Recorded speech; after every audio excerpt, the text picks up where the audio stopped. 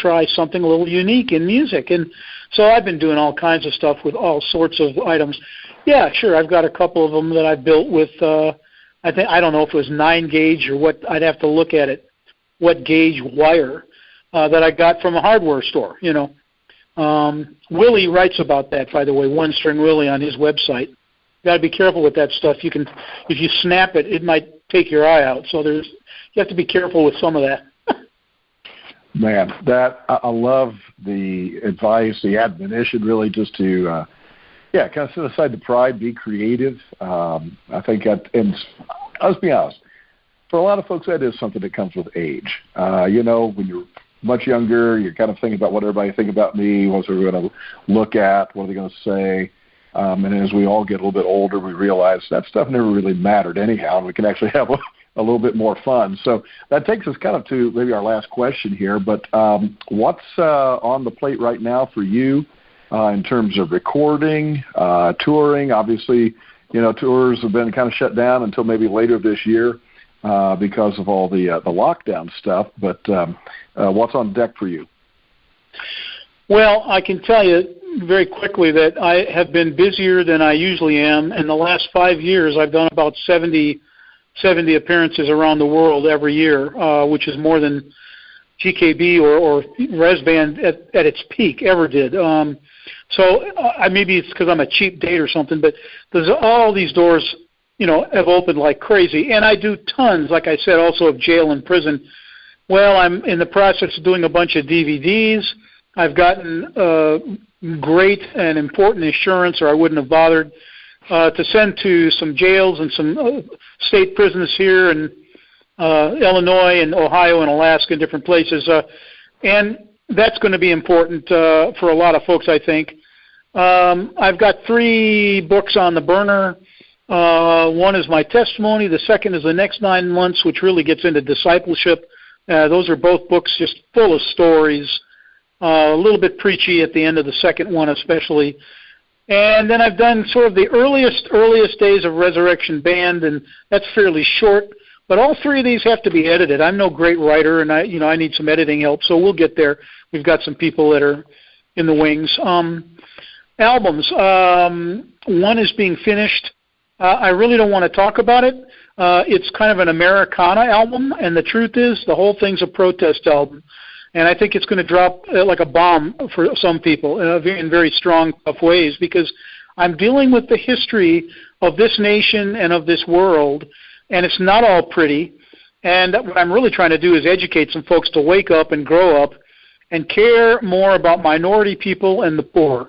It's just amazing to me how selfish and how focused on ourselves we can be. And so that's a pretty rocking, pretty intense album.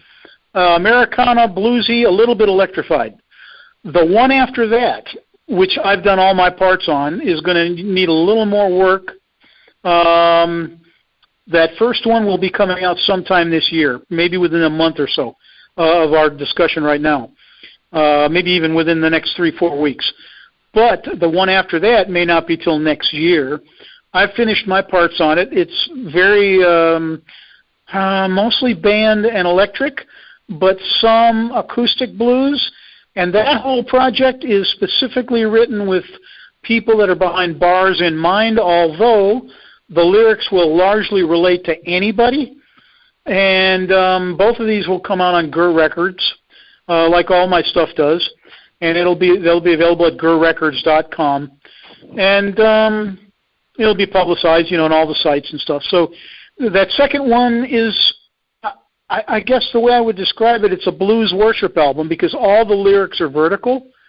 And I literally, every song, I'm thinking, if I was stuck behind bars, maybe for 10 years, maybe for life, what would I need to hear, and how would I talk to God in prayer?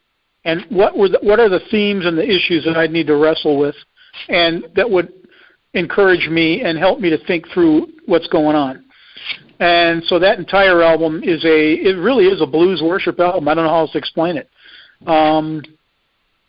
All but 2 or 3 songs on that project were written in such a way that you can sing along with them, or I sing a line, they sing a line, I sing a line, they sing a line. It's call response.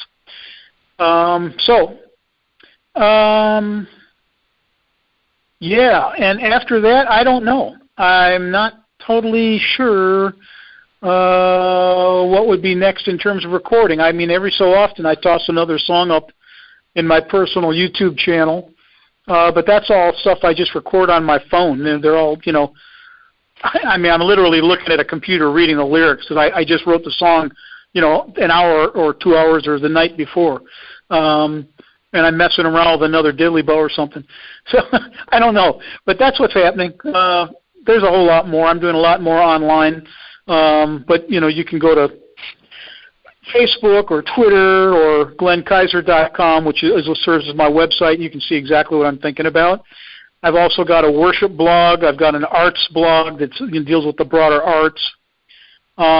Music, Musicians, and Ministry, a little booklet. First one that I ever wrote way back. Little funky booklet. I just put that up online. Music, Musicians, and Ministry, and that's at WordPress. .com. So there's a bunch of stuff out there if people are interested.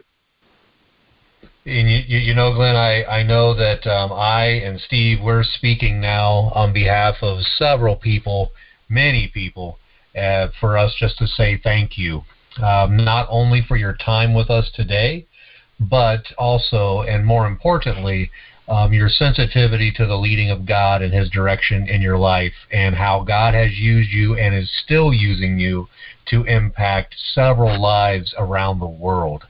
Your passion is contagious. It's an encouragement for others that that is how following Jesus, that's what it really looks like, is what we see you doing. So we want to thank you for coming on today. Well, I thank you both for the opportunity. I mean, really, it's a pleasure. I'm not kidding when I was saying it saying it earlier. I'm just amazed. God's grace is literally, it's amazing. It's still amazing. The fact that He uses us to do anything at all of value in this crazy world, it's remarkable. It's amazing. And I'm so thankful. And believe me, anything that has any real eternal value, that was God. Give Him the glory. Yeah. I'm just out here praying my heart out, trying to do my best with what I've got. Oh, sure. Yeah, we appreciate your spirit and your heart and saying that as well. Well, folks, we hope you enjoyed today's episode. Glenn Kaiser with us. Check him out at glennkaiser.com. You can see everything that he's done and everything he has going on. I want to thank you all for joining us today, and we will see you soon.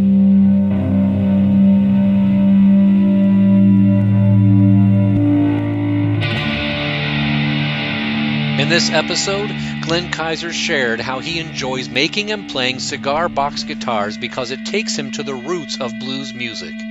The Psalms are full of hymns of people crying out to God. It's okay to lament before God. In fact, when we encounter non-believers and witness their destruction, we should be moved inside out of a broken heart for them. Jesus did the same in the Garden of Gethsemane. Let's not dismiss the evil in our world. May it be motivation to cry out to God for Him to move among us. If you're enjoying this podcast, please leave us a review. Reviews help us expand our listening audience. Please go to ratethispodcast.com/CCR and leave us a review right now. And be sure to share with your friends how much you enjoy the Classic Christian Rock Podcast with Wildman and Steve. We will see you next time.